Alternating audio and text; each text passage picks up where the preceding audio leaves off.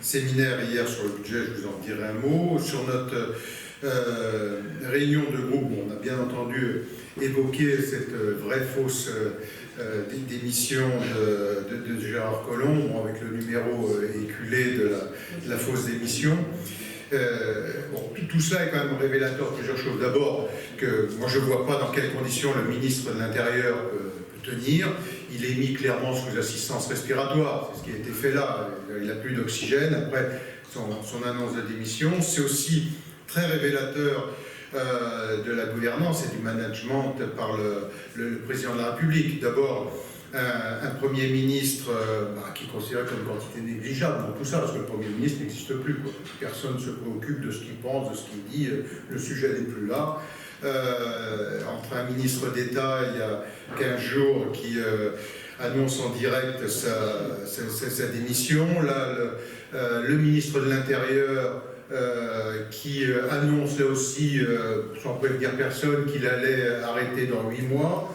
Après ça, il considère que la pression est trop forte, donc il va voir directement le président de la République qui lui dit « mais non, j'ai besoin de toi ». Enfin, tout ça est un ridicule et à la fois c'est affligeant et c'est révélateur et combien inquiétant sur le mode de gouvernance. Un Premier ministre qui annonce aussi, on a ajouté encore dans l'interview de la semaine dernière, qui n'exclut pas un retour au Havre rapidement, quoi, hein, c'est ce qu'il a dit. Donc 2 ministres d'État, un qui démissionne en direct, l'autre qui annonce que il a des choses plus intéressantes à faire, le Premier ministre qui dit qu'il va sans doute retourner au Havre.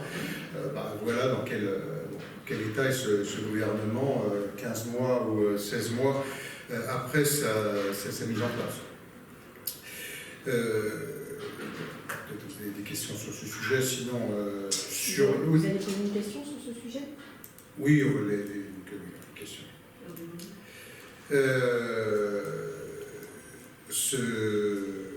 Oui, l'autre point sur le budget, on y reviendra, mais on a travaillé dessus hier, on a fait un séminaire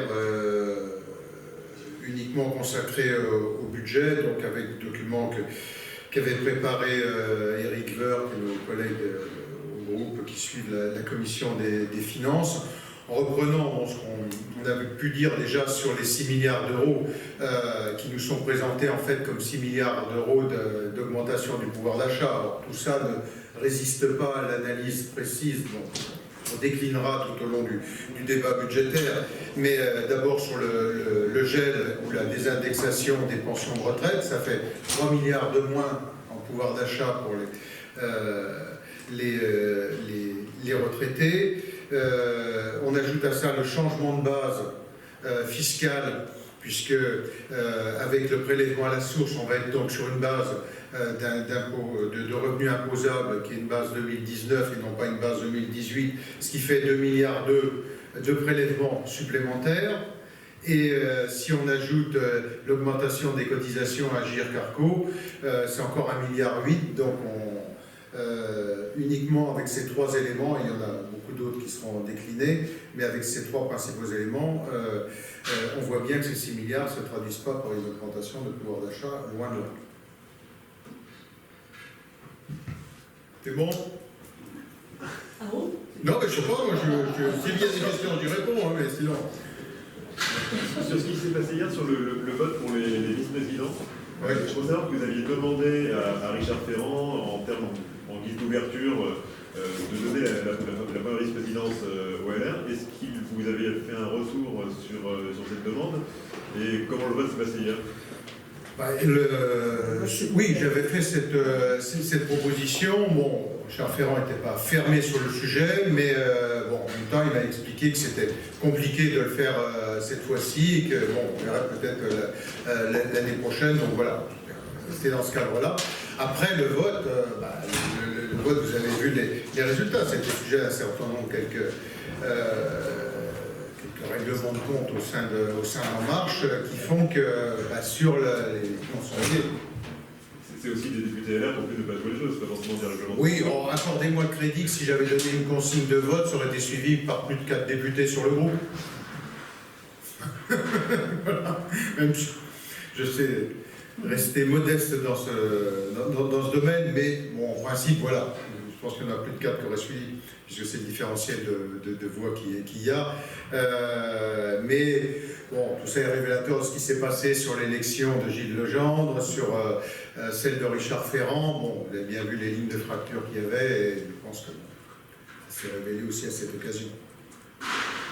Sur la commission d'enquête sur les abus sexuels sur mineurs au sein de l'Église, est-ce que vous en avez parlé au sein du groupe? Quel est votre avis là-dessus? Est-ce que vous soutiendrez cette... Non, on n'en a pas parlé ce matin en réunion de groupe. J'ai cru comprendre que le groupe PS souhaitait qu'il y ait effectivement une commission d'enquête. Vous connaissez la règle, chaque groupe a la liberté de ce qu'on appelle le droit de tirage une fois par an pendant la session de l'utiliser pour une commission d'enquête. Donc si eux le souhaitent, ils le feront. Bon, moi je ne suis pas sur cette ligne-là pour ce qui concerne notre groupe, d'une manière générale. Même si ce n'est pas encadré de cette manière par les textes, mais on utilise les commissions d'enquête souvent comme l'exercice du droit de contrôle sur l'exécutif, sur des positions qui sont prises par l'exécutif. C'est toujours comme cela qu'on a préparé nos commissions d'enquête. Là, on n'est clairement pas dans ce cadre et on est sur des faits extrêmement graves qui relèvent clairement de la justice. Donc, c'est la raison pour laquelle nous, on ne prendra pas on ne le retiendra pas comme commission d'enquête sur notre droit de tirage. Après, si un autre groupe le fait, bon, voilà. PS apparemment a décidé de le faire. Bon, ils le font. Sur les abus de Manuel Valls? Sur... voilà. Pour dire les choses, bon, j'ai eu quelques échos de ce qui s'est passé à la réunion de groupe En Marche. Bon, très très objectivement, c'est quand même le vrai bal des faux culs, quoi. Parce que, attendez, il a été traité par le plus grand mépris par ce groupe. Jamais un ancien Premier ministre n'a été traité de cette manière par un groupe parlementaire. Et donc là, les ovations, les embrassades, c'est le bal des faux culs, quoi. Après, moi j'ai eu l'occasion de le dire, je considère que c'est un pari risqué, mais un pari osé, et c'est plutôt fait avec panache. Moi, voilà, il le fait, c'est son choix, c'est un choix personnel, je n'ai pas à prendre position dessus. Et puis surtout, l'autre bonne nouvelle, c'est que s'il le fait, il va y avoir une partielle. Et les partielles... écoutez, la règle qui vient de se confirmer ce week-end, c'est que les partiels, c'est nous qui les gagnons. Vous avez un bon candidat? Comment? Vous avez un bon candidat ou une bonne candidate avec vous? Evry, on va voir. Il n'a pas encore démissionné. Ça va être fait. Ou si c'est fait, voilà. Donc, on va désigner très, très vite notre candidat. En tout cas, on en avait un bon à la réunion. Qui a rejoint le groupe ce matin, 59-44 exactement les résultats. Donc une belle victoire, une belle partielle qui s'est bien passée, et on est ravis de reprendre cette circonscription à quelqu'un qui nous avait trahis. Ça fait partie de ces parlementaires qui avaient trahi leur famille politique. Les choses reviennent dans l'ordre. La circonscription revient chez nous, et il a été accueilli avec sincérité.